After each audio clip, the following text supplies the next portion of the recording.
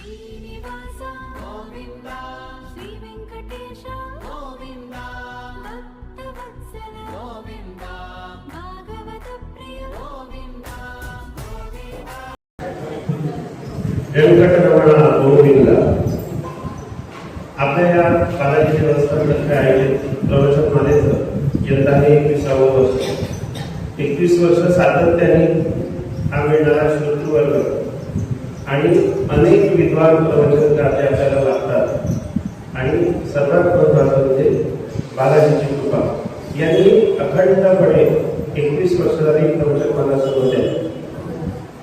आजच्या प्रवचनकार आपल्याकडे लाभले आहेत विद्यावाचस्पती डॉक्टर स्वानंद कुंडसर यांना विनंती करतो की बालाजीचं त्यांनी पूजन करावं आणि मग आपलं स्थान ग्रहण करावं।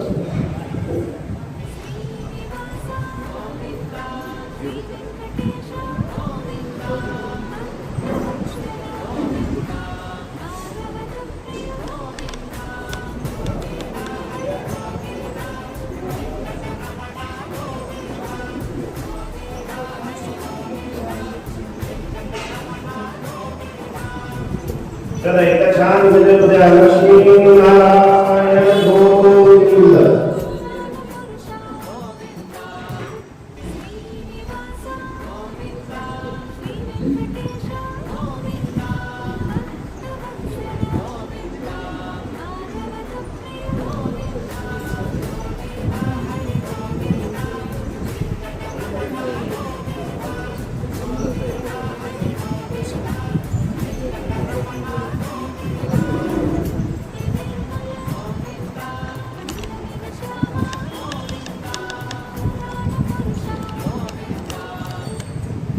बालाजी देवस्थानचे अध्यक्ष श्री विनोद काका देशपांडे यांना विनंती करतो की त्यांनी आजचे प्रवचनकार डॉक्टर स्वानंद कुंडे यांचं स्वागत करावं।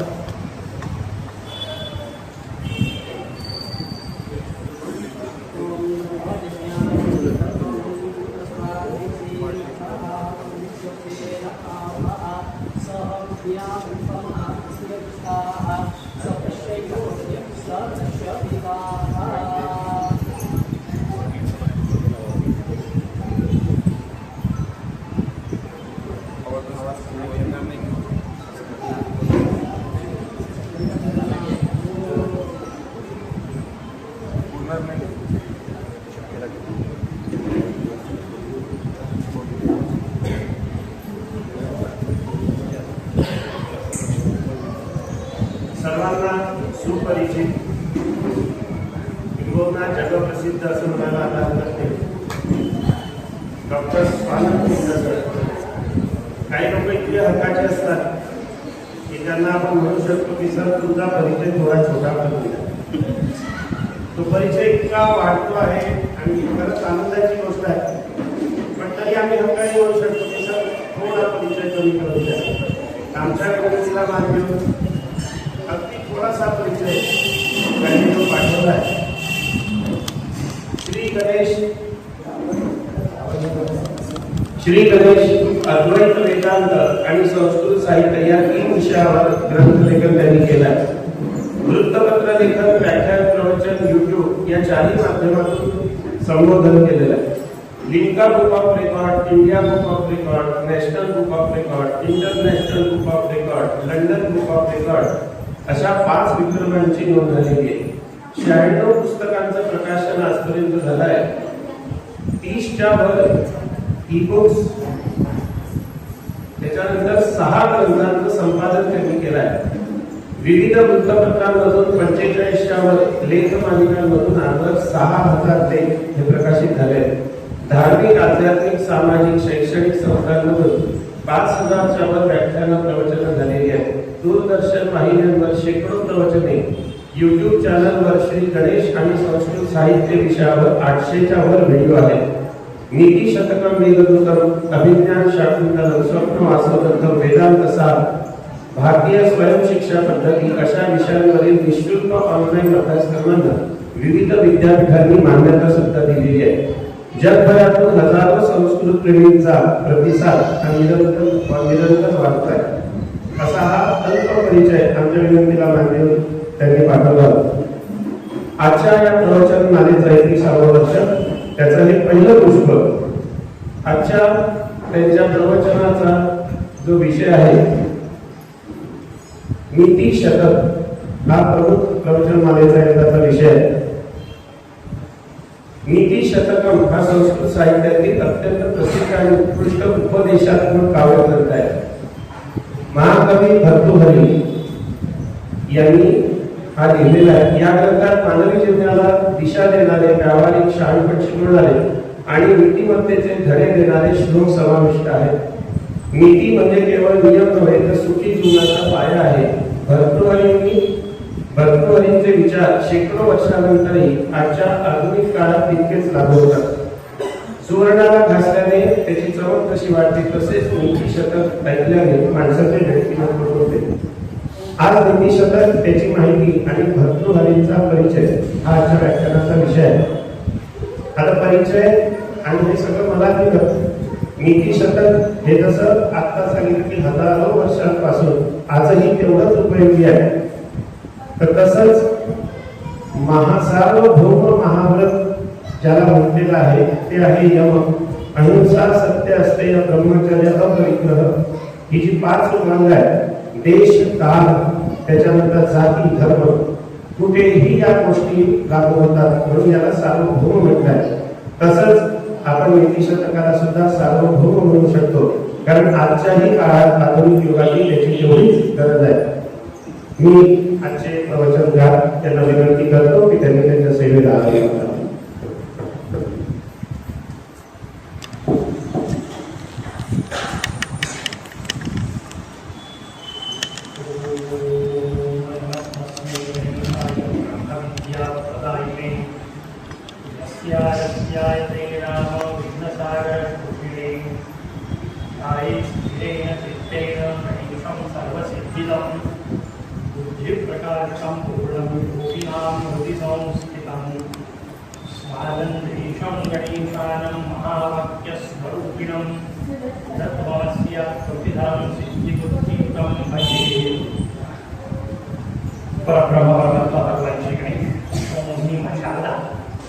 स्थानिक देवता भगवान श्री बालाजी मंडळाचे सर्व पदाधिकारी उपस्थित माझ्या प्रिय यवतमाळकरांना, आता मी सांगितलं त्या पद्धतीने 21 वर्ष होत आहेत. दोघी आनंदाचा विषय. मी मोरयाचा उपासक आहे, त्यामुळे 21 हा अंक माझ्यासाठी अत्यंत आवडीचा आहे. आणि 21 वर्ष आपल्या व्याख्यानमालेला होत आहे त्याचा आनंद जसा आहे त्याच्यासोबत मला आणखीन एक आनंद व्यक्त करायला जास्त मजा वाटते की 21 वर्ष मी नक्की येतोय. बाकीचे होते भलेही बदलले असतील, पण माझं येणे ठरलेलं आहे. आणि अगदी त्यांची आठवण सकाळपासून येते त्या रुद्रराव काकांच्या हिशोबापासून की षष्ठीचा दिवसही ठरलेला आहे. त्याच्यामुळे या वेळेला आयोजकांना पहिल्या दिवशी नाही येऊ शकत, त्यामुळे मी सुरुवात तुमच्यापासून पाहिजे. अहो पहिल्या दिवशी नाही येऊ शकत नाही, आपण सुरुवात षष्ठीपासून करू. एवढं प्रेम करणारे लोक असल्यानंतर नाही आलो असं कसं होईल. आनंदाचा विषय व्यक्त करू. माझ्या यवतमाळकरांच्या सोबत बोलायचं म्हटलं तर मला आणखीन आनंदाचा विषय महाराज कवी भर्तृहरींचा विषय. सम्राट होते. भारतातली वैशिष्ट्य लक्षात घ्या. आम्हाला प्लेटोनी सांगितलेली ती कल्पना आहे ती राज्यशास्त्रात शिकवल्या जाते की विद्वान राजा असला पाहिजे, ज्ञानी राजा असला पाहिजे, तत्वज्ञ राजा असला पाहिजे. हे असला पाहिजे याच्यामध्ये ते गृहीतक म्हणून म्हणतात. तुमच्या माझ्या भारताचं वैभव हे की आपल्याकडे सगळेच राज्य तत्वज्ञ होते आणि असंख्य तत्वज्ञांनी स्वतः राज्य केलं नसेल तरी ते करायचं कसं हे जगाला सांगितलेलं होतं. त्याच्यामुळे तत्वज्ञ राजा ही कल्पना आपल्याकडे अत्यंत स्वाभाविक स्वरूपातली आहे. अनेक राज्य आहेत की ज्यांनी अद्वितीय साहित्याची निर्मिती केलेली आहे. त्याच्यामध्ये अत्यंत श्रेष्ठ नाव महाकवी भर्तृहरींचं आहे. महाकवी भर्तृहरी हे विक्रमादित्यांचे ज्येष्ठ बंधू होते. त्याच्यामुळे उज्जैनीचे सम्राट होते. यांच्यानंतर विक्रमादित्य गादीवर आले आणि मग पुढे विक्रम संवतचा सगळा विषय जो सुरू झाला त्याच्याही आधी म्हणजे विचार करा कमीत कमी 2000-2500 वर्षापूर्वीचा विषय आपल्याला तिथे सहजतेने समजून घेता येतो. कुठले राज्य आहेत? उज्जैनीचे राज्य आहेत. याचे इतकं सुंदर नगर संस्कृत साहित्यात दुसरं नाही. म्हणजे तो महाकवी मेघदूतचा यक्ष त्या मेघाला सांगतो की तुला वाकडी करावी लागली तरी चालेल, पण तू उज्जैनीला जा, तर उज्जैनी नाही पाहिली तर मग जगात पाहिलं काय? आणि या नगरीचं वर्णन करताना महाकवी कालिदासांनी 2च ओळी वापरल्या, पण जगात याच्यापेक्षा सुंदर एखाद्या नगरीचं वर्णन असू शकत नाही. महाकवी म्हणतात, स्वर्पी भूते सुचरिते स्वर्गिनाम गामगतानाम शेषैहि पुण्यैहि हृतति वदिवः कांतिमत खंडमेकम. म्हणजे काय, तर स्वर्गामध्ये जे गेलेले सगळे पुण्यवान लोक आहेत त्यांना स्वर्गाच्या वातावरणाची एक सवय होते. जसं आपल्या त्या अनेकांना माहिती आहे, एखादा माणूस मुंबई जाऊन राहिला की त्याला यवतमाळ नको वाटतं, आणि एखादा फॉरेनला जाऊन राहिला त्याला मुंबई नको वाटतं. हा तसा विषय असतो की जितकं जितकं तुम्ही आणखी संपन्न अवस्थेत राहाल, जितक्या जितक्या आनंदी अवस्थेत राहाल, तुम्हाला बाकीचं नको वाटतं. स्वर्गात राहण्याची अवस्था काय असेल? किती आनंदाच्या सगळ्याच गोष्टी एकाला एकत्र उपलब्ध.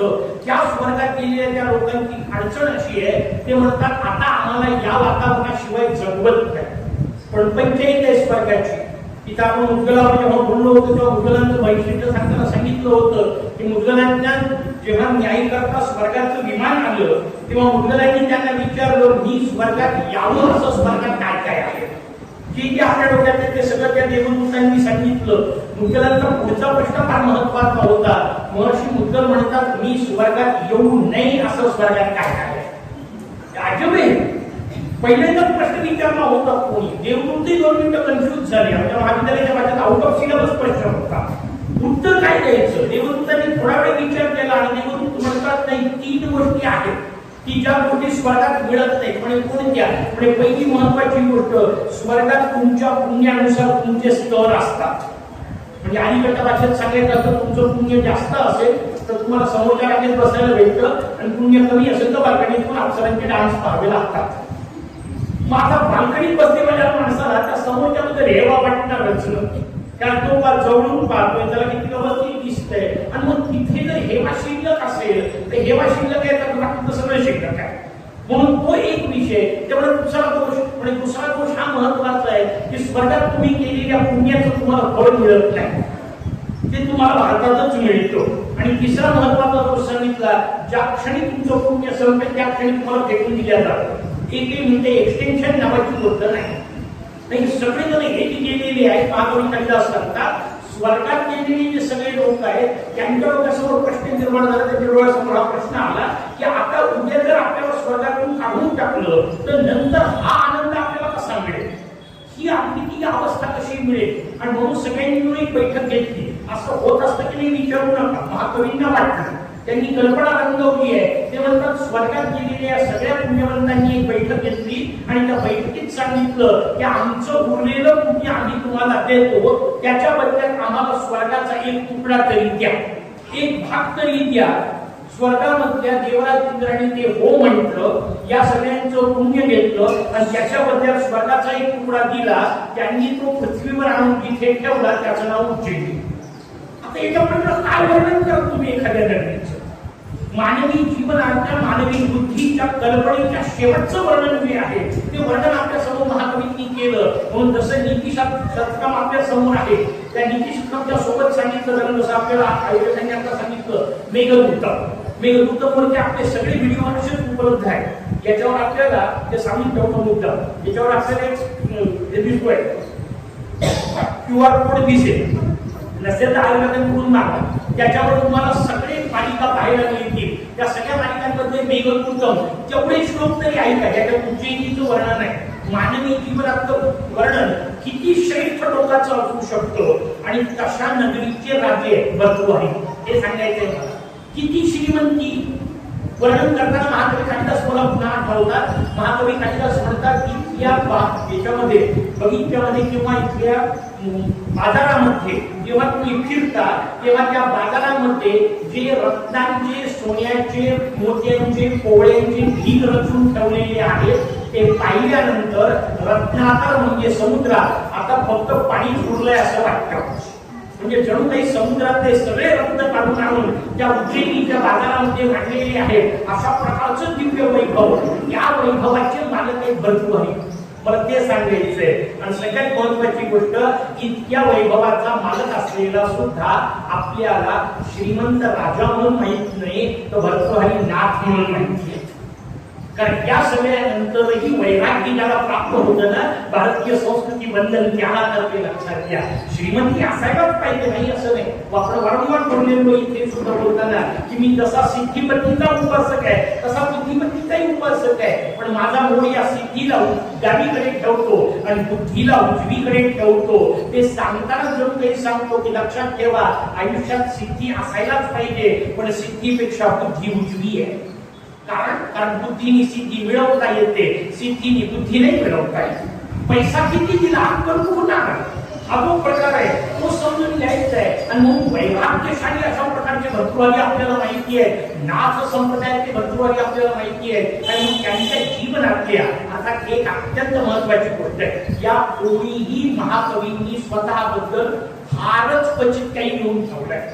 म्हणजे कालिदासांचं कालिदास हे नाव सोडलं तर आपल्याला त्याच्याबद्दल काही खात्रीने सांगता येत नाही. ही अवस्था कालिदासांची आहे, बाकी त्यांची सोडून द्या. ते कालीचे दास म्हणून कालिदास, त्यांचं मूळ नाव काय होतं तेही माहित नाही. गुराखी होते असं दंतकथांमधून येतं, मूळ नावाचा पत्ता नाही. कालिदास स्वतःबद्दल काही लिहित नाही. काश्मीरवाल्यांना वाटतं कालिदास आपले, उज्जैनीवाल्यांना वाटतं कालिदास आपले, आपल्या विदर्भवाल्यांना एक हक्क सांगायला हरकत नाही, कारण मेघदूतम आपल्या रामटेकला तयार झालं. त्याच्यामुळे कालिदास कुठले? विदर्भाचे. त्याचं उत्तर आहे कालिदास अख्ख्या विश्वाचे. त्याच्यामध्ये सगळ्यांचेच आहे, कुठले असं सांगता येत नाही. मी मगाशी म्हटलं तसं की प्रचंड मोठ्या प्रमाणामध्ये त्याच्यात वर्णन हिमालयाचं येतं, त्याचा अर्थ नक्की तिथले असले पाहिजे. म्हणून हिमालयवाले काश्मीरवाले आपल्याला सांगतात. आणि कालिदास हे नाव बंगाल प्रांतात असल्यामुळे बंगालवाले म्हणतात आमचे. कालिदास कोणाचे? आपले तेवढं समजून मोकळं. ही तशी अवस्था. पण मला सांगा, मला त्याचं महत्वाचं हे सांगायचंय की कालिदास स्वतःबद्दल काही लिहित नाही. बरं, थोडंफार जे लिहिलं ते लिहिलेलंही फार महत्वाचं आहे. मला या सगळ्या लोकांची मानसिकता आपल्या समोर सांगायची आहे. मालविकाग्नी मित्र हे कालिदासांचं पहिलं नाटक. त्या मालविकाग्नी मित्रांच्या सुरुवातीला कालिदासांनी स्वतः लिहून ठेवली ती गोष्ट. ते म्हणतात, तो सूत्रधार येतो आणि तो सांगतो आपण कालिदासांचं नाटक सादर करायचं आहे. तर त्याच्यावर तो सूत्रधाराचा सोबती त्याला विचारतो, सौमिल्य, कविपुत्र, भास असे दिग्गज नाटककार सोडून कालिदासांचं कोण वाचेल?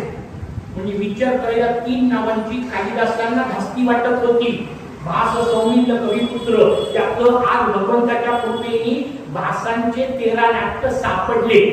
अर्थात त्या एकाही नाटकावर भासांचं नाव नाही, त्याला भासारोपित नाटक म्हणतात.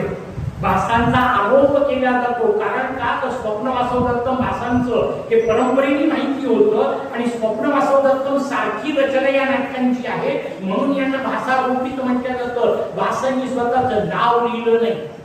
मग पुढचं सांगायचंय, सौमिल्य आणि कविपुत्र ज्यांचं धास्ती कालिदासांना वाटावी, त्यांच्या साहित्यातली एक ओळ आपल्याला उपलब्ध नाही.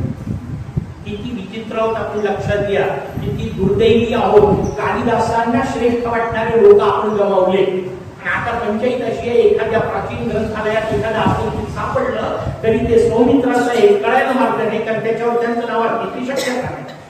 मला हे सांगायचं बरं, हे केवळ साहित्यात होतं असं नाही, हे सगळीकडे होतं. आपण सगळेजण वेरूळला जातो, आपण सगळेजण अजिंठ्याला जातो, तिथल्या पथराला कुठलेलं रास आपण पाहतो, केलं कोणी माहित नाही, नाव माहित नाही, त्यांनी एकाने आपलं नाव लिहिलेलं नाही. हा आमच्यातले जातात आणि कोळशाने स्वतःचे नाव काढून येतात, तो भाग वेगळा. पण तिथं त्यांनी स्वतःचं नाव टाकलेलं नाहीये, कारण नावाकरता कार्य करणे ही भूमिकाच नव्हती. हा भाव व्यवस्थित समजून घ्या, की रचना आपल्याला समजून घ्यायची आहे. त्याच्यामुळे भरतृहरीबद्दल आपल्याला माहिती काय आहे, त्याचं उत्तर आहे दंतकथांमधून आली तेवढीच माहिती.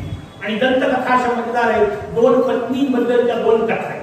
आता त्या 2 नेमक्या 2 होत्या की नव्हत्या याच्याबद्दलच हे वाक्य, कारण पंडितांना वाद करण्याशिवाय दुसरं काहीच काम नसल्यामुळे प्रत्येक गोष्टीवर वाद असतो. पण 2 कथा आहेत आणि त्या 2 कथांमध्ये त्यांना वैराग्य कसं प्राप्त झालं एकच कथा आहे.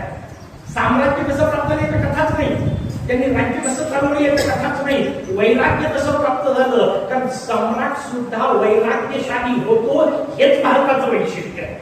ती रचना आपल्याला समजून घ्यायची आहे. आणि सम्राटानेच वैराग्यशाली होण्यात मतलब आहे ना. लोक विचारतात तुम्हाला वैराग्य आलं तर काय कराल, वैराग्य येणार नाही, त्याला भिकारी अवस्था म्हणतात. त्याच्याजवळ नाहीच काही.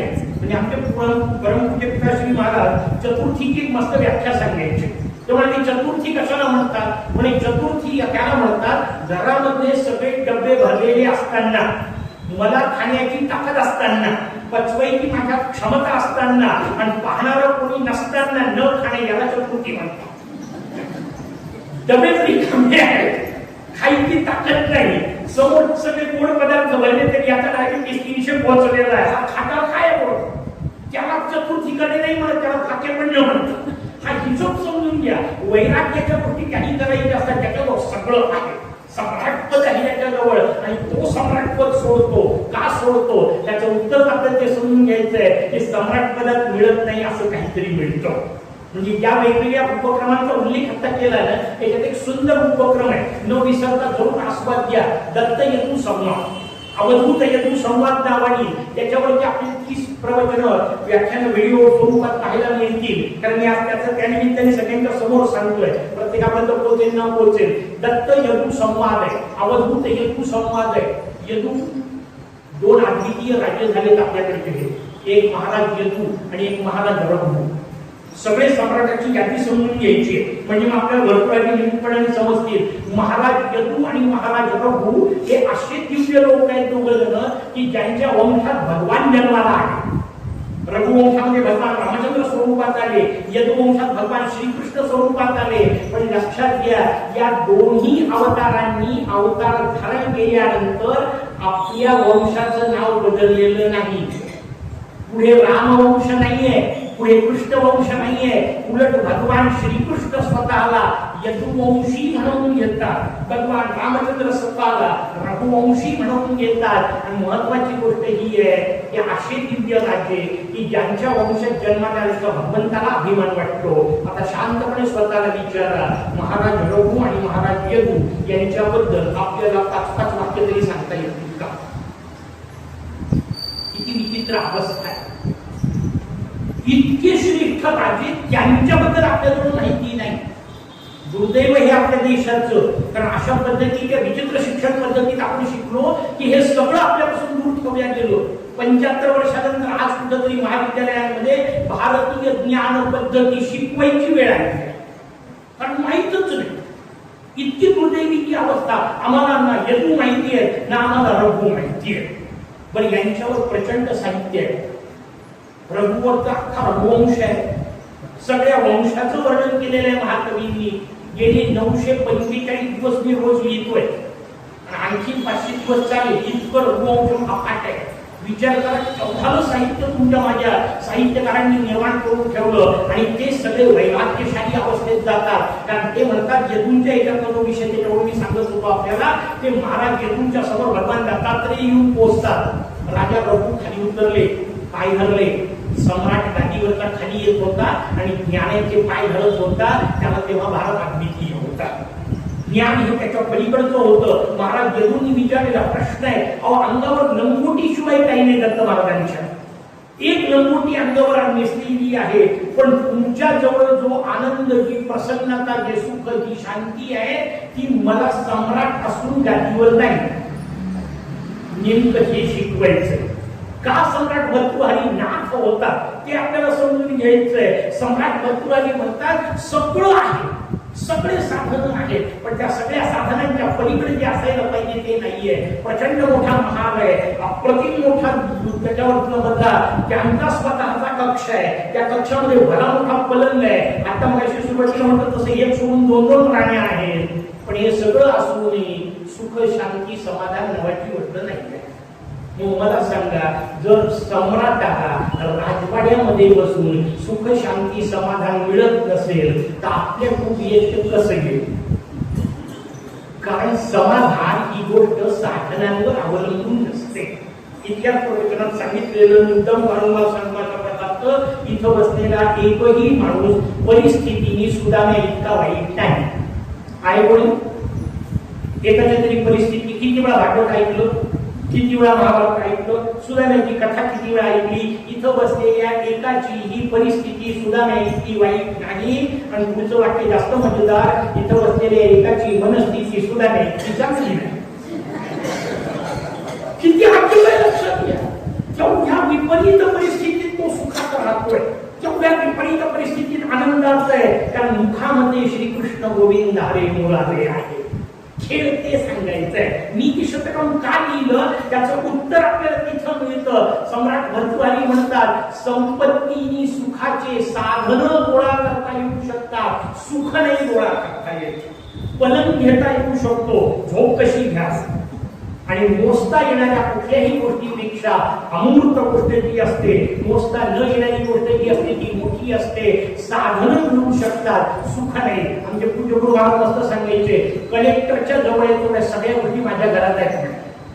एखाद्या कलेक्टरच्या बंगल्यावर असतील तेवढ्या सगळ्या गोष्टी माझ्या घरात आहेत, फक्त कलेक्टरची एक गोष्ट माझ्याजवळ नाही म्हणे.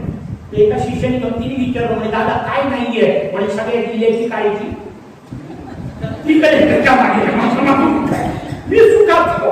हा भाव त्यांना समजून घ्यावं. वैराग्याचं वैशिष्ट्य कशा करतात ते म्हणतात, नाही शिकायचं असेल तर नीती शतक. पण लक्षात घ्या, हे वरून म्हणायला खूप सोपं आहे. जोपर्यंत स्वतःला धक्का बसत नाही ना तोपर्यंत वैराग्य येत नाही. दोन मधला फरक लक्षात घ्या. दारिद्र्य वेगळी गोष्ट, कंटाळा वेगळी गोष्ट. एक फार पंचायत असते मंदिरामध्ये, ते हे नेहमी वापरल्या जातं. चला आता काय झालं, रिटायर्ड झाले, आता मंदिरात जाऊ. म्हणजे रिटायर्ड झाले येऊ नका असं नाही म्हणायचं, पण रिटायर्ड झाल्यानंतर मंदिरात जायचं. ही जी मानसिकता आपली बसली आहे ना, ती अत्यंत भयानक मानसिकता आहे. लक्षात घ्या. याचा अर्थ गव्हर्नमेंटनी शिक्का मारला, आता काही कामाचा राहिला नाही, मग मंदिरात, मग अध्यात्माचं काय काम करेल आणि नंतर कधी पोहोचेल.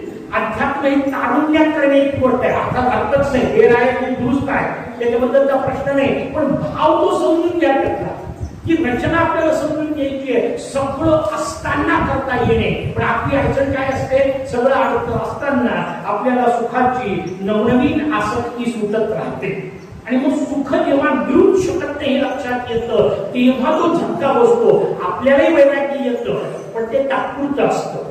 संसारात जशा सगळ्याच गोष्टी तात्पुरत्या असतात, तसं आपलं वैराग्य तात्पुरतं असतं. केव्हा येतं, पोचवायला गेली की येतं. चार खणं खांद्यात धरून असते तिथे एकमेकाशी काही खरं नाही रे बाबा, काही केव्हाही काही होऊ शकते. चालता होता अचानक गेला, पण हे कुठपर्यंत टिकते, जाईपर्यंत. येताना उद्या काय करायचं याची चर्चा करत येतात. ही रचना आहे.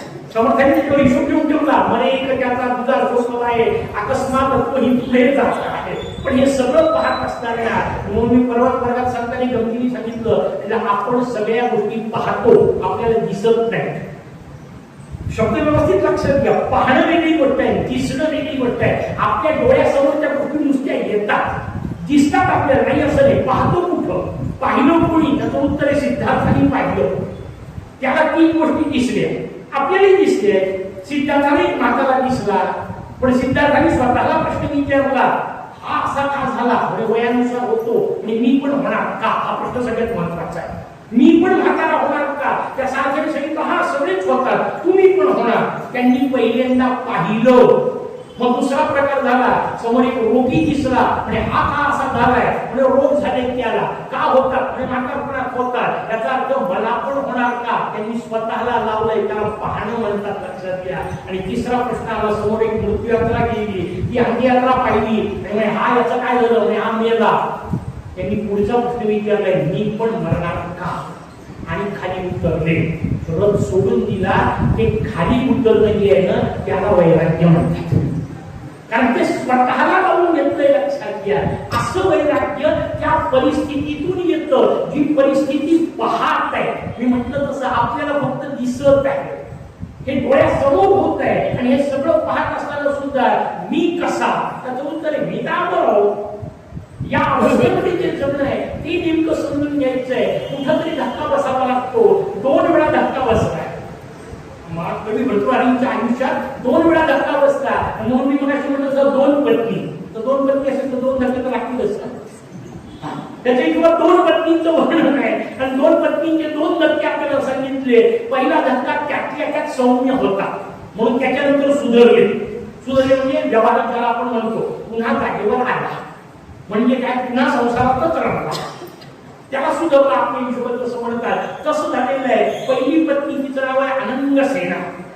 दोन पत्नींचे वर्णन, एक पिल्लेला माहिती आहे सगळ्यांना, एक आनंद सेना. या आनंद सेनेच्या बाबतीतलं जे वर्णन आहे त्या करता जो श्लोक निर्माण झाला तो पहिल्या एका पापायला नीती शतकामध्ये की वैराग्य शतकामध्ये याच्यावर पहिली त्यांचे वाद आहे.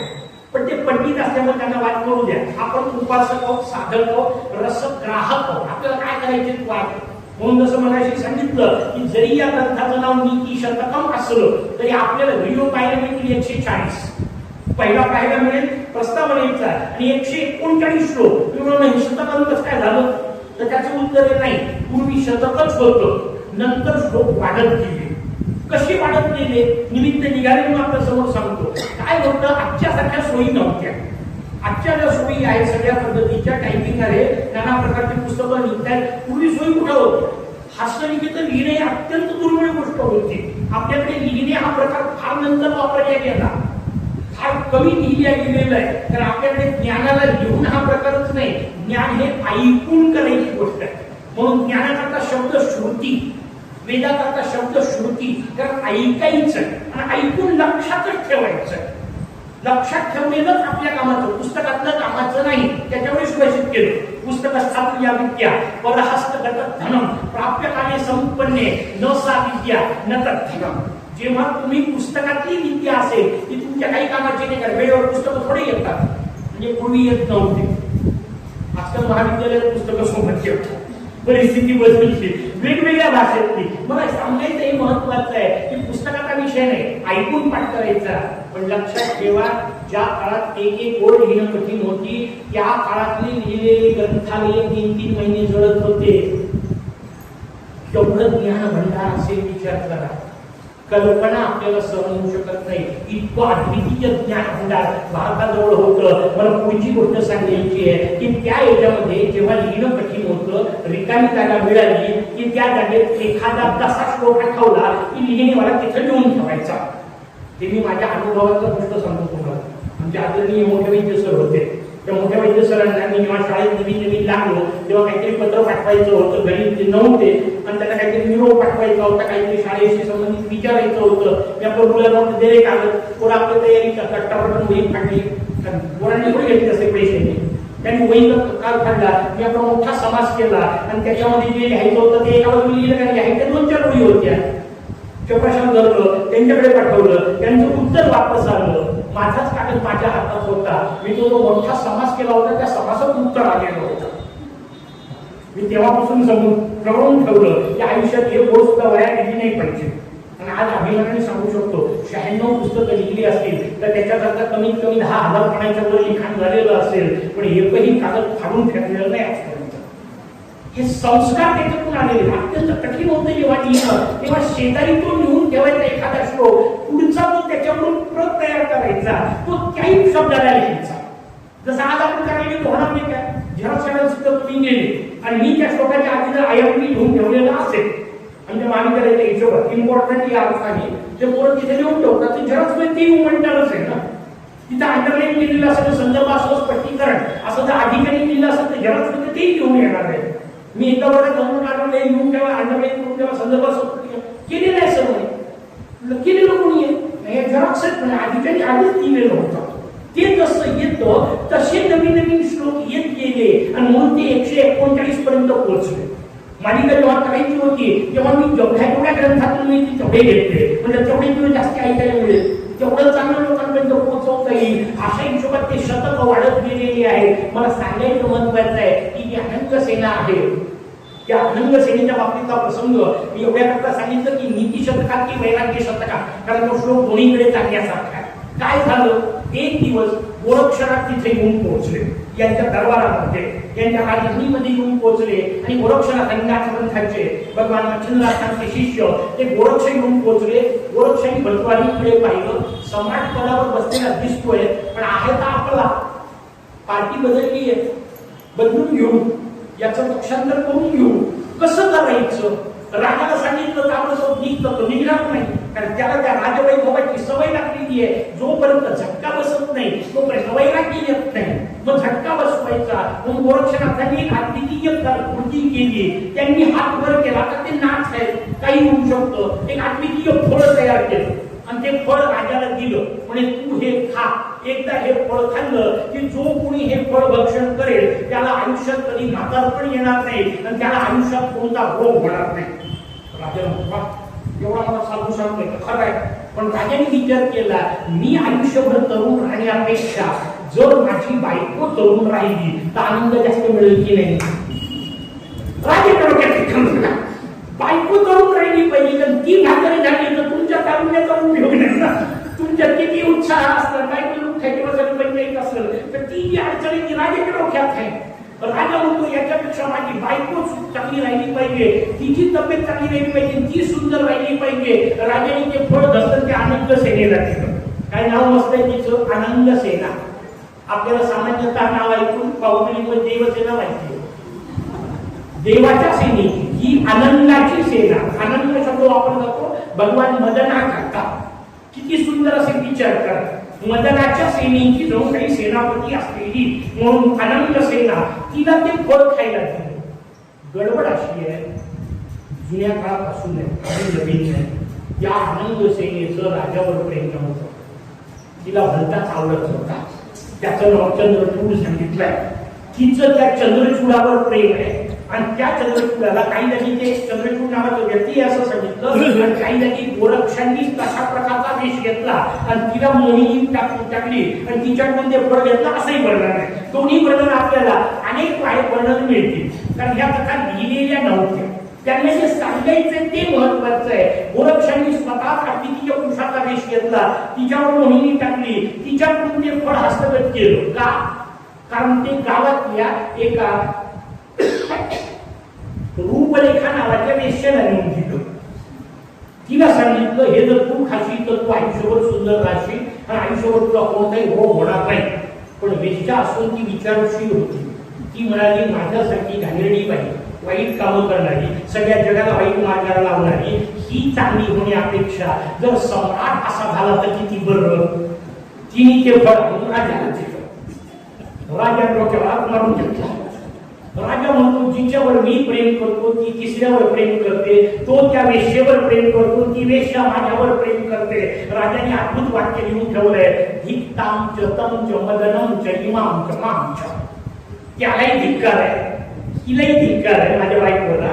या समोर आलेल्या वेश्येलाही धिक्कार आहे. बाकीच्यांना सोडून द्या मला धिक्कार आहे कारण माझ्या बायकोचं माझ्यावर प्रेम आहे की नाही हेच मला माहित नाही आणि ती मला सोडून दुसऱ्याच्या मागे लागतीये. किती भयानक अवस्था आहे. आणि सगळ्यात शेवटी ते म्हणतात धिक्ताम च तम च मदनम च इमाम च माम च. मदनम च मध्ये घातलाय त्याला. तर या सगळ्या गोंधळात देवा कोण केंद्रबिंदू कोण मदनामुळे हे सगळे गोंधळ झाले. राजाच्या डोक्यात वैराग्याचा झटका आला की याचा अर्थ बायको तर माझ्यावर प्रेमच करत नाही. आणि जीवनामध्ये याच्यापेक्षा मोठं दुःख काय असू शकते. आपली घरातली बायको आपल्यावर प्रेम करत नाही. याच्यापेक्षा मोठं वाईट काय. राजाला पहिला धक्का बसला. पण मग जे सांगितलं तसं बायका दोन होत्या. ही नाही करत तर ती. राजाने हिला सोडलं तिच्या मागे लागला. त्या पिंगलीच्या मागे लागला. त्या पिंगलीच्या मागे लागला तर तिच्या प्रेमामध्ये आपण उडालेला आहे. तिच्या प्रेमामध्ये उडालाय तर गोरक्ष म्हणतात जमलं नाही. पहिला बार वया गेला आता डोस वाढवावा लागेल मोठा करावा लागेल. पण या हिशोबामध्ये त्यांनी आणखी पुढची कथा निर्माण केली. त्या गोरक्षांनी एक प्रकार केला. तिच्या डोक्यात अशा पद्धतीच्या रचना केल्या आणि मग पिंगला एक दिवस सगळ्या मैत्रिणींसोबत बसली होती आणि बोलता बोलता विषय निघाला. कोणीतरी एक स्त्री तिच्या आयुष्यात वैधव्य प्राप्त झालं आणि मग ते वैधव्य प्राप्त झालं तर तिच्या नशिबात किती दुःख आहे याच्यावर त्या मैत्रिणी आपापसात सगळ्या बोलत होत्या. तर ही पिंगला सहज बोलून गेली. एखादी स्त्री विधवा होतेच कशी. होतेच कशी म्हणजे पती मरण पावलं तर विधवा होते. विधवा होणे अत्यंत स्वाभाविक आहे कारण सामान्यतः आपल्याकडे पती वयाने मोठाच असतो. तो आधी येतो आणि आधी जातो आणि नियम आहे जगाचा. त्यात काही मोठं आश्चर्य नाहीये. त्याच्यामुळे त्या हिशोबात पती जर आधी गेला तर पत्नी विधवा होणे सामान्य आहे. ती म्हणतात तसं नाही. मी याच्यासाठी म्हणतेय की जर तो आपला जिवलग असणारा पती मेला हे ऐकलं तर नंतर ती बाई जिवंत राहते कशी. आई प्रेमाचा हिशोब लक्षात घ्या. ती म्हणते पती मेला तर त्या क्षणी ती का नाही स्वतःचा सोडू शकत. त्या क्षणी तिचा प्राण का नाही निघून जात. मैत्रिणीने टिंगल केली आणि बोलायला सोपं असतं. असं काय प्रत्यक्ष होतं का. आजपर्यंत अनेकांनी म्हटलंय पण असं काही होत नाही. वैधव्य शिल्लक राहतं. ती पिंगला मात्र दणकून म्हणून गेली, काही सांगता तुम्ही, माझ्या बाबतीत जर असं झालं चुकून तर मी तुम्हाला खात्री देते माझे प्राण तिथंच जातील. मैत्रिणींनी केली गंमतच करायची, असं होतच नसते, हे सिद्ध करायचं होतं, पण कधी झालेलं पाहिलंच नव्हतं. त्याच्यामुळे मैत्रिणींची स्वाभाविक रचना होती. मैत्रिणींनी गंमत करायची ठरवली. राजा गेला शिकारीला, राजाचा एक पोशाख घेतला, कुठला तरी प्राणी मारला, त्याच्या रक्तात भिजवला आणि आणून पिंगलीच्या समोर ठेवला आणि राजावर वाघाने सिंहाने काहीतरी आक्रमण केलं आणि राजा गेला एवढं सांगितलं. पुढच्या क्षणी घडलेली अद्भुत गोष्ट आहे, पिंगला जागेवर गेली, खरंच गेली. आता मैत्रिणींना धाबत करायची वेळ ना, कारण सम्राट जेव्हा वापस येते बोलायचं काय, पण शेवटी नाईलाज झाला. हा झटका इतका मोठा होता की मी नसल्यानंतर ती क्षणात जाते, पण मी मात्र अद्याप तिच्या मृत्यूची बातमी ऐकून जिवंत आहे. या धक्क्यात बसलेले महाराज भरपुरारी राज्यपाठ सोडून मी स्मशानात जाऊन रडत बसले तसं वर्णन आहे. कित्येक दिवस त्या दुःखात रडतायत आणि तिथे पुन्हा गोरक्ष येऊन पोहोचले. गोरक्षांनी आणखी पुढची आकृती इलाज केली. गोरक्षांनी एक सुंदर मडकं घेतलं, त्या मडक्यावर नागडोळे वगैरे काढले, त्याला सुंदर सजवलं, पुन्हा त्याच्यावर वरतून ओढणी वगैरे घेतली, डोक्यावर घेऊन चालत चालत आले आणि जसा राजा समोर दिसला ते डोक्यावरचं मडकं पाडलं, जोरात रडायला सुरुवात केली. हाय मेरी बाटी, हाय मेरी बाटी. ते मडकं फुटलं. अरे बापरे, जोर हाय म्हणून रडत आहे, छाती पिटून रडत आहे. तेवढ्या दुःखात राजाला हसू आलं. एक मडकं तर फुटलं, एवढं काय कौतुक करतोय, एवढ्या काही काय करतोय, मडकं दुसरं भेटत नाही का? भरपुरारींच्या विचारला गोरक्ष, तर तू का रडतोय? तेवढ्या माझी पत्नी गेली आणि मग दुसरी भेटत नाही का? एवढ्या पिंगला होती, तशी न भेटायला काय झालं? म्हणजे असं काय करता, पिंगला कशी भेटेल? तो म्हणजे माझी मडकं काय सामान्य होतं का? असं भेटत नाही. राजा म्हणतो थांबा 10 मिनिटं. राजाने टाळ्या वाजवल्या, दारी सेवक धावत आले, तशाला तसे 50 मडक्याचे उभे केले. ते सगळे मडके तिथं लावून दिले. म्हणजे 5 तुमच्या मडक्यासारखे मडके, तुला व्यवस्थित दिसत नाही, पहा जरा काय गोरक्षांनी मंत्र म्हटला माहित नाही. राजाला 50 मडके तर 50 पिंगला दिसायला लागले. राजाला गोरक्ष सांगतात, अरे जसं ते मडकं तसं हेही मडकं, पण हे मडकं आपल्या समोर कोणीतरी मडकं घेऊन चालायचे आत कळलं तर झाला अर्थ आहे. वैराग्य जीवनामधलं जे सगळं नश्वर आहे, नसावं असं नाही, सगळं असावं.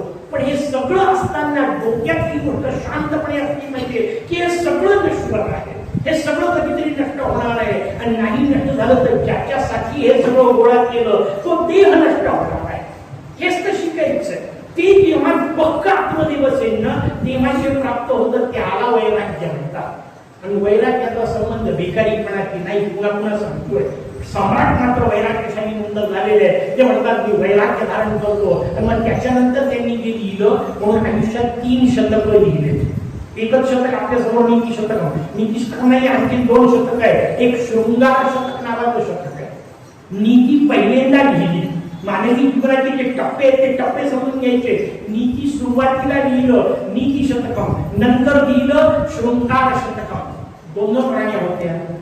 राजा अद्वितीय रसिकच होते, त्याच्यामुळे शृंगार शतक हे तितकंच अद्वितीय आहे. अडचण तीच आहे की ते सांगता येत नाही. लोक मला म्हणतात त्याच्यावर मालिका कर, कुठं घरावर होते शृंगार शतक मालिका करायचं. आता वय लागलं माझं, बाकी गमती सांगतो, लोकांची दाढी कमी खयाल करू पिकली आता. पण म्हटलं शृंगार शतक हे तितकंच सुंदर आहे. आणि मग गमतीची आणि लक्षात घ्या, ज्याला नीती व्यवस्थित येते ना, ज्याला शृंगार व्यवस्थित समजतो ना, त्याच्याच वैराग्याला अर्थ आहे ना. ज्याला हे धड जमलं नाही. मग माऊलीची काय सुंदर ओवी आहे. माऊली म्हणतात, जयाचे ऐहिकही धड नाही तयाचे परत्र दुसरी काही. ज्याला हा संसार सुखाने करता आला नाही, त्याच्या वैराग्याच्या गोष्टींना काही अर्थ नसतो. लोक जेव्हा म्हणतात ना, असं वाटते कंटाळा आला संसाराचा, घरदार सोडून द्याव आणि एखाद्या आश्रमात चाललं जाव. मी अशा लोकांना सांगत असतो, बिलकुल बांधणी करू नका. काम आहे तुला घरदाराचा कंटाळा आली, लोक आश्रमाचा कंटाळा करा. आश्रम अशा लोकांसाठी नाहीये, लक्षात घ्या. आनंदाने प्रसन्नतेने जाण्याची गोष्ट आहे. आपल्याला कंटाळा आला की आश्रमात जावं वाटतं, तसं नाहीये. वैराग्य ही अत्यंत महत्वाची गोष्ट आहे. की विवेक निष्ठा असेल तर, मग पहिली विवेक, मग वैराग्य, मग षटसंपत्ती, मग मुमुक्षुत्व. साधारण कुठल्या हिशोबा आपल्या समोर सांगितला, मला सांगायचंय महाराज भरतुराणी आता वैराग्यशाली झाले आणि नंतर मी गेल्याने ते वैराग्य शोधत आहे.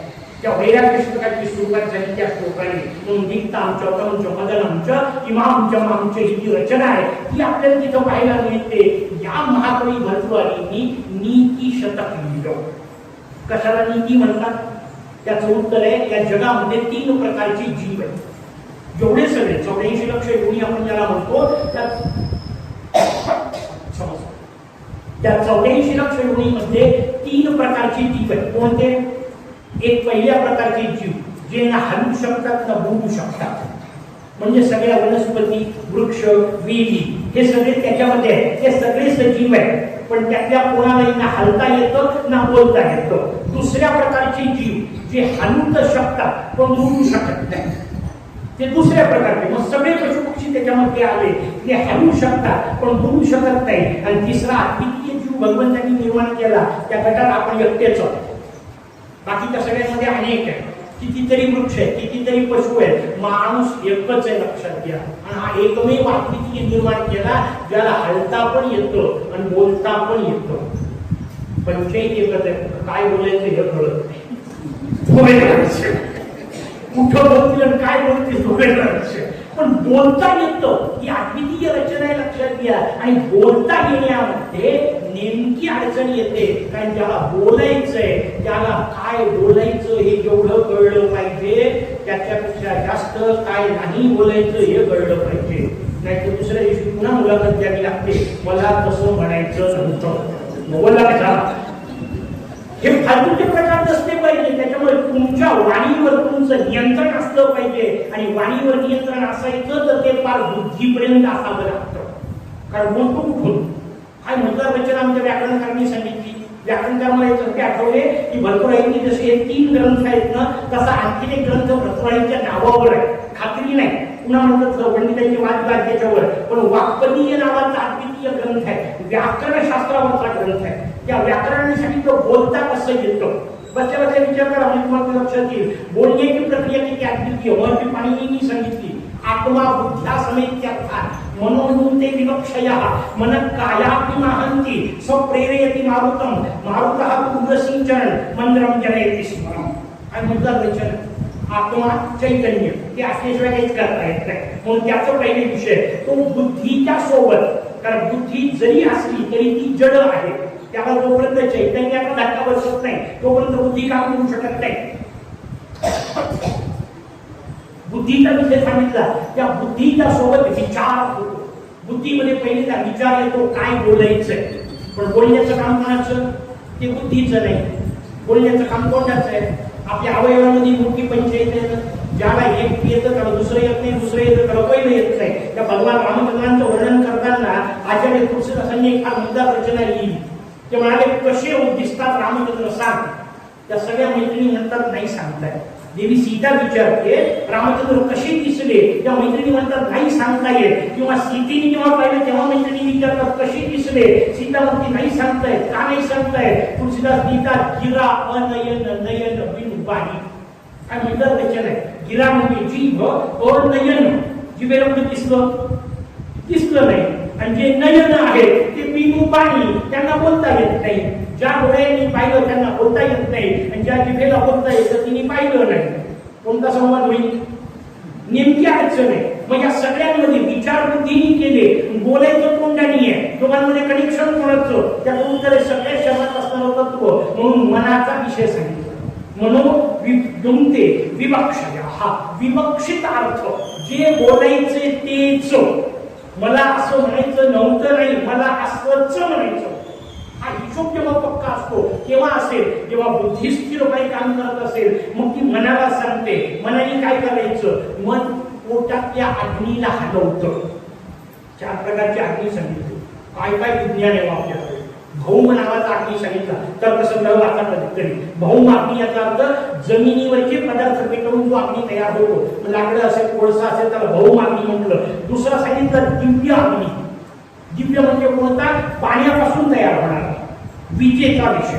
आकाशातली जी वीज आहे, आणि म्हणून वीज जेव्हा पडते तेव्हा खालचं झाड पूर्ण ओलं असलं तरी जळतं.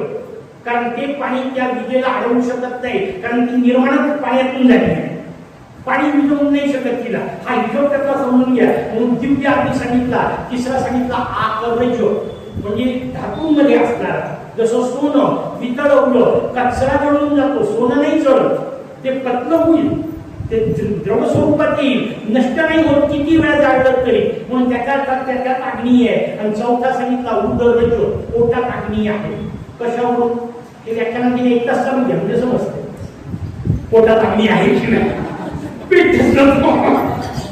लक्षात घ्या, पोटामध्ये अग्नी आहे, त्या अग्नीला हलवल्या जातं. अग्नीला हलवलं की काय होतं? त्याचं उत्तर आहे त्याच्या वर दोन बाजूला फुफ्फुस आहे, त्याच्यात हवा आहे.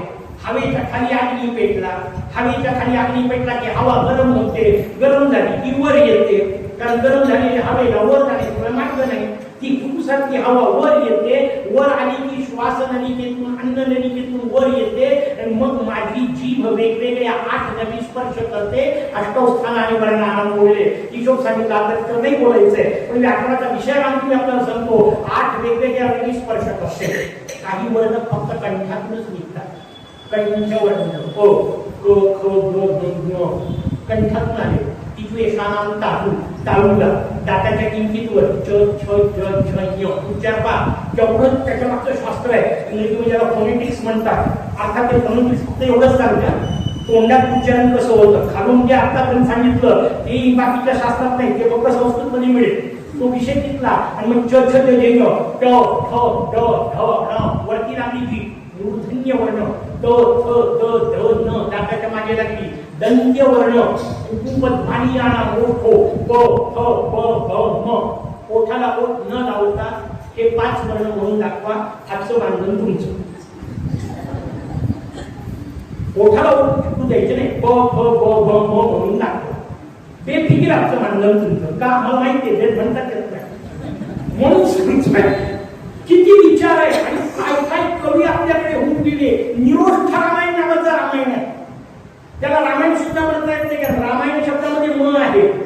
निरोष्ठ याचा अर्थ प फ ब भ म यायचेच नाही. असं चरित्र लिहिलं रामचंद्रांचं, त्याला रघुवीर चरित्र म्हणतात. कारण प फ ब भ म यायचं नाही ना. आणि रामायण अख्खं यायचं, त्याच्यात राम शब्द येऊन द्यायचा नाही. आज ताकदीचे लोक असतील, विचार करा. काय काय आपले अद्वितीय कवी आपल्याकडे होऊन गेले, काय बुद्धिमान होऊन गेले. नावं सुद्धा आपल्याला माहित नाही. यांचं नाव गृहपाठ प्राध्यापकांना निरोष्ठ रामायण कोणी लिहिलं उद्याच्या वक्त्याला सांगा, ते ऐकून घेतील. कारण तसे शेवटी मोरेश्वर आहे. कुंडपासून कुंडपर्यंत बघा दादांनी सांगितलं व्याख्यान मला मस्त आहे. कुंडपासून सुरू होते कुंडपर्यंत त्याच्यामुळे त्याच्या व्याख्यानापर्यंत ज्ञान शोधून काढा आणि सांगा निरोष्ठ रामायण लिहिणारे कवी कोण. एवढ्या करता की हे सुद्धा आपल्याला ज्ञात नाहीये. या निमित्ताने हे सगळे आपले कवी आपले दिव्य विभूती समजून घ्यायचे आहे. त्यांनी लिहायला सुरुवात केली. मला हे सगळं सांगायचे. तसे वेगवेगळे उच्चार असे विषय आपल्यासमोर सांगितले. हे सगळं व्याकरणात आलं. वाक्पदीयचा विषय आपल्या समोर आला. त्यांनी लिहिले 3 नीती शतकम. का? कारण बोलायचं कसं ते कळलं पाहिजे, बोलायचं कुठे ते कळलं पाहिजे, बोलायचं किती ते कळलं पाहिजे, बोलायचं कोणाला ते कळलं पाहिजे. अनेकदा कार्यक्रम खाली उतरतो आणि खाली उतरल्यावर श्रोत्यांची नेहमीची प्रतिक्रिया असते, तुम्ही आणखीन थोडा वेळ बोलले असते तर बरं झालं असतं. त्याला असं वाटेपर्यंतच थांबवलं नाही, श्रोते आपलं वाट पाहत कधी थांबतो हा, असं नाही बोलावं. कळलं पाहिजे कुठे थांबायचं. आणि काय सुंदर रचना आहे साहित्यामध्ये. तिथे वाचताना सुद्धा थांबायचं ना, त्या जागेला यती म्हणतात. कुठे थांबायचं, त्या जागेला यती असं म्हणतात. यती शब्दाचा अर्थच आहे जो थांबला. संसाराच्या गाड्यातून जो थांबला, बाजूला सरकला, त्याला यती म्हणतात. आयुष्यामध्ये यतित्व आलं पाहिजे. कपडे भगवे की पांढरे नाही महत्वाचं, कुठं थांबायचं ते कळलं पाहिजे. थांबायचं कुठं हेच कळत नाही. म्हणून माझ्या भल्याची नंतर आयुष्यात वाताहत झालेली पाहायला मिळते. कारण थांबतच नाही, मरेपर्यंत थांबत नाही. ही अडचण ती समजून घ्या. ती रचना आपल्याला इथं समजून घ्यायची आहे. नीती त्याला म्हटलेलं आहे. आणि नीती शतकामध्ये उद्यापासून वेगवेगळे श्लोक येणार. कारण कुठल्याही श्लोकाला मी स्पर्श करणार नाही मुद्दा, कारण त्याच्यावर जर मी आता बोललो तर मग उद्यापासून ते म्हणजे तुम्ही आमचा आधीच खाऊन टाकला असं नको व्हायला. तर उद्यापासून त्या सगळ्यांनी करता 10 पद्धती सांगितल्या. आणि काय मतदार पद्धती येतो. पहिली पद्धती सांगितली आज्ञ पद्धती. पाच सगळ्या संतांचं एक वाक्य कसं असतं, समर्थांनी दाखवून लिहायला सुरुवात केला, पहिल्यांदा मूर्ख लक्षण लिहिले. काय म्हणतात लक्षण आहे, ज्ञानी लक्षण लिहिले नाही असं नाही, संत लक्षण लिहिले, वैराग्य लक्षण लिहिले, पहिले मूर्ख लक्षण लिहिले. आणि आपल्याला जास्ती जवळचं कोणता माहिती का, पडत मूर्ख लक्षण. ते मूर्ख लक्षणापेक्षा मी हे समाज फार पूर्वी कित्येक वेळा वाचले, शेकडो वेळा वाचलेले असतील. आपल्याकडे परमपूज्य सुनील दादा चिंचोळकर यायचे, आपल्या सगळ्यांनी त्यांचे प्रवचन केव्हा केव्हा ते ऐकले. मला ते सहज बोलताना विचारले, दासबोध वाचतोच का म्हणे, प्रश्न आहे का, दासबोध नाही वाचत तर काय वाचतो, काय वाचतो म्हणजे फक्त मूर्ख लक्षण वाचतो. ते म्हणजे तेवढंच का वाचतो म्हणजे ते मला माझ्यासाठी वाटतात, माझ्याकडे पाहून समजता लिहितात असं वाटतं. एक ना एक गुण आपल्याला बसावा, इतकी रचना अद्वितीय. का मूर्ख लक्षण सांगितले, त्याचं उत्तर आहे आपण मूर्ख आहे हे मान्य झालं तर ज्ञानी व्हायचं. पहिलीच वाटत असं का माझ्यासारखा शहाणा कोणी नाही, तर मग ब्रह्मदेवही काही करू शकत नाही. भक्तांनी घेऊन ठेवलंय ब्रह्मापितम नरम न वैद्यती. कारण अर्धवट ज्ञानाने अडकुंडासारखाने जसा अर्ध्या अडकुणाने पिवळा म्हणतात तसा जर झालेला असेल, मी ज्ञानी आहे हे ज्याला वाटतं त्याच्या ज्ञानाची संभावना नाही. किनोपनिषद बोलले होते मी एकदा, किनोपनिषद मस्त वाक्य, ज्याला काही समजलेलं आहे त्याला काहीही समजलेलं नाही, ज्याला काहीही समजलेलं नाही त्याला कदाचित समजलं असण्याची शक्यता आहे. समजलं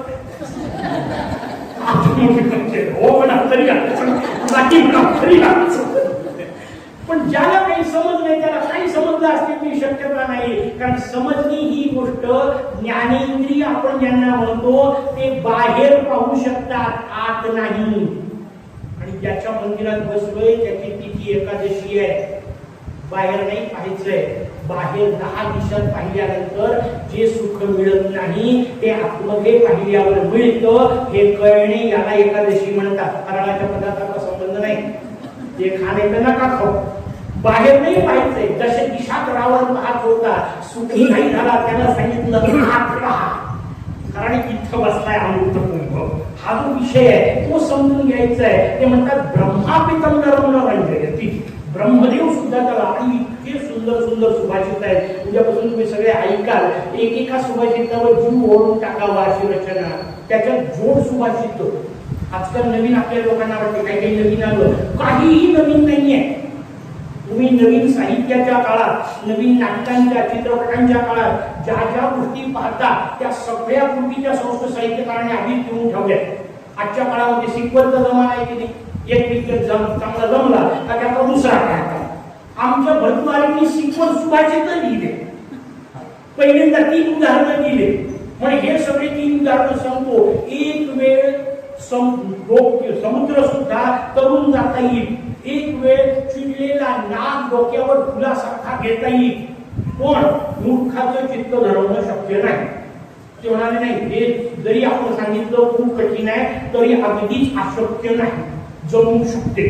खवळलेला समुद्र कसा पार करून जाल, ते म्हणतात विमानातून गेली तर काय हरकत आहे, किती खवळला असता काय फरक पडतोय. चिडलेला नाग डोक्यावर फुलासारखा घेता येईल, हेल्मेट घाला नंतर घ्या, नको नको म्हणते, कलर घ्या ते विचार, किती डंक मारले तरी. ते म्हणतात नाही हे कदाचित शक्य आहे. त्यांनी आणखी 3 गोष्टी काढून सांगितल्या.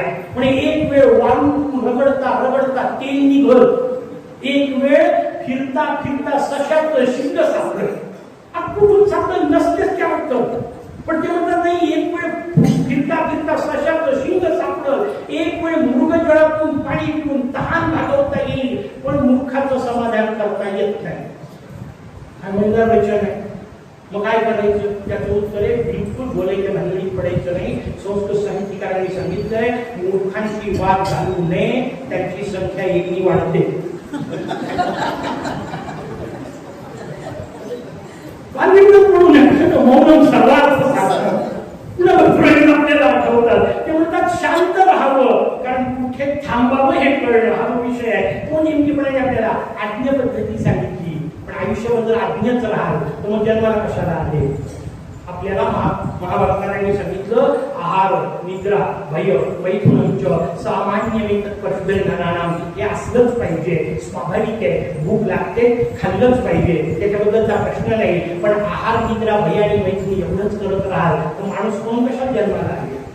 हे तर पशु पक्षी करू शकतात, हे तर कुत्रे मांजरी करू शकतात. मी मनुष्य म्हणून जन्माला आलोय, अज्ञानी आहे हे मला पहिले कळलं पाहिजे. हे बाकीच्या पशूंना कळत नाही, म्हणून त्याला गाढव म्हणतात. विषय म्हणून ते एकच मुद्दा सांगतो. गाढवाला संस्कृतमध्ये एक अद्भुत शब्द आहे, वैशाखानंदन. आणि वैशाखानंदन का म्हणतात ते आता होते की नाही माहित नाही, त्याचा भाव समजून घ्या. म्हणजे ते वैशाखात म्हणजे उन्हाळ्यात असं मागवून पाहतो, त्याला कुठेही गवत दिसत नाही. ते या विचारात येतं की आपण हे सगळं खाल्लं, आणि म्हणून ते उन्हाळ्यात उत्तम आहे. पावसाळ्यात ते मागं वळून पाहतो, जिकडे तिकडे हिरवळ दिसते, त्याला वाटते आपण काहीच खाल्लं नाही म्हणून ते रोड होतं. उन्हाळ्यात होतं, हिवाळ्यात रोड होतं, म्हणून त्याला गाढव म्हणतात.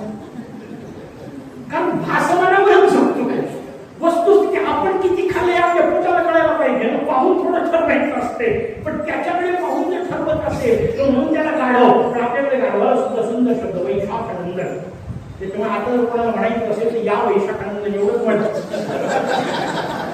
त्याला समजत नसेल तर त्याने जर गुगलवर अर्थ पाहिला तर पुढच्या गोष्टीला मी जबाबदार नाही.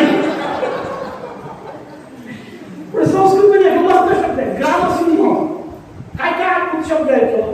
ग्रामसिंह म्हणजे मांजरीला वाघाच्या जातीची म्हणतात, म्हणून त्याला आपण वाघाची मावशी म्हणतो. जसं गावामध्ये वाघ म्हणजे मांजर, त्याच्या गावातला सिंह म्हणजे कुत्रा. आणि मग समोरच्याला या ग्रामसिंह, त्याला वाटते आपल्याला सिंह. संस्कृती हीच तर गंमत आहे, शिव्या दिल्या तरी कळतच नाही. असं गमतीचा भाग. त्याचा मला भाव सांगायचा आहे. त्यांनी पहिल्यांदा सांगितलं आपण आज्ञा हे कळलं पाहिजे. आज्ञा कळल्यानंतर विद्वत्तेचं महत्व कळतं. काय विद्येचं महत्व सांगितलं ते म्हणतात, विद्या ही एकच गोष्ट अशी आहे की ज्याचाच राजा टॅक्स देऊ शकत नाही, भावांमध्ये वाटणी होऊ शकत नाही, याचा भारही होत नाही.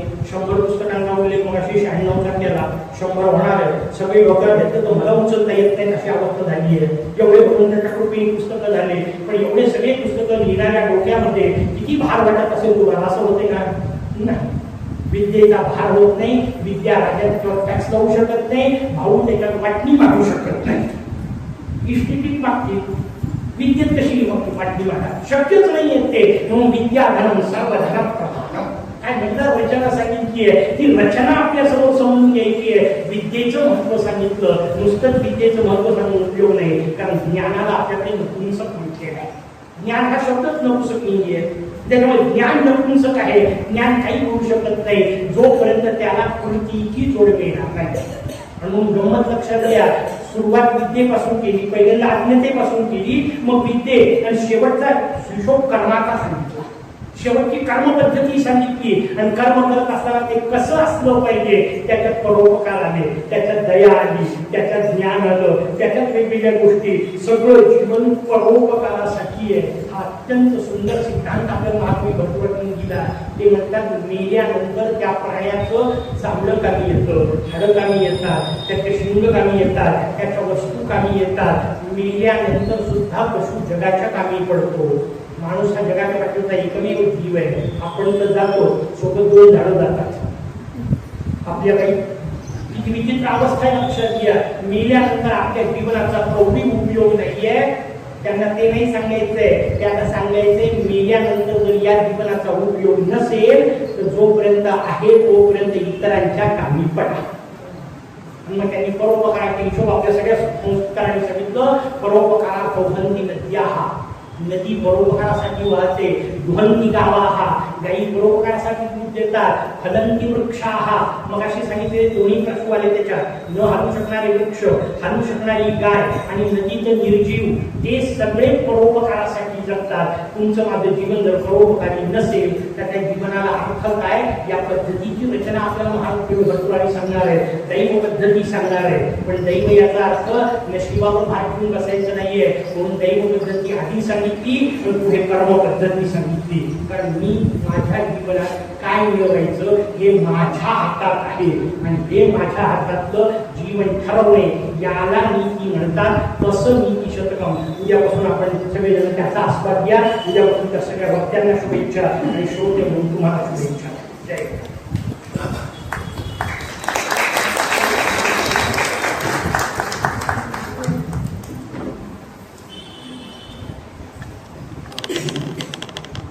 शतकत्र सगळी माहिती आणि एखादा नवीन पदार्थ जेव्हा आपण खायला जातो तिथे काटे चमचे वगैरे ठेवलेले असतात आपल्याला माहिती नसतं तर तो खाताना जरा अडचण जाते. पण हे जर आधी माहिती पूर्ण असेल तर आपण व्यवस्थित काटा चमचा उचलतो. पुढचे हे जे आता छान पुढचे दिवस जाणार आहेत तर ते कसे खायचे कसे सेवन करायचे कठीण विषय याची पूर्व माहिती आपल्याला आज समजते. त्याच्यामुळे आपल्याला ते विषय अधिक छान आवडीने ऐकता येईल. नीती शतक काय त्याची उपयोगिता आहे त्याचा इतिहास काय हे सगळं आज आपण ऐकलं आणि याच्यानंतर अधिक गोडी निर्माण होते. जेव्हा त्याची पार्श्वभूमी आपल्याला समजते की का ऐकायचं का अभ्यासायचं तर ते आज आपण छान उद्यापासून ही संख्या अजून वाढेल. आजच्या या प्रवचनाबद्दल विद्या वाचस्पती स्वानंद कुंड सर यांचे बालाजी देवस्थानतर्फे आभार नाही मानत. त्यांनी आता सांगितलं की दरवर्षी मी आहे तर आपण जिथपर्यंतही व्याख्यानमाला चालणार कुंड सर राहणारच आहे आणि सुरुवात कुंड ते कुंड जसं सरांनी सांगितलं पण मध्ये हे सगळे शिष्य जे येणार आहेत ते पण कंसात कुंडच आहेत. त्याच्यामुळे मंदिराच्या तर्फे देवस्थानतर्फे उपस्थित सगळ्या श्रोतृजनांचं खूप खूप आभार. उद्याचा विषय सरांनी सांगितलेला आहे वक्ते आहे सौ स्वाती जोशी. उद्याही याच वेळेवर बरोबर 7:30 आपल्या प्रवचन मालेला सुरुवात होईल. मोठ्या संख्येने पुन्हा आपण सगळे उपस्थित आहोत. व्यंकटरमण.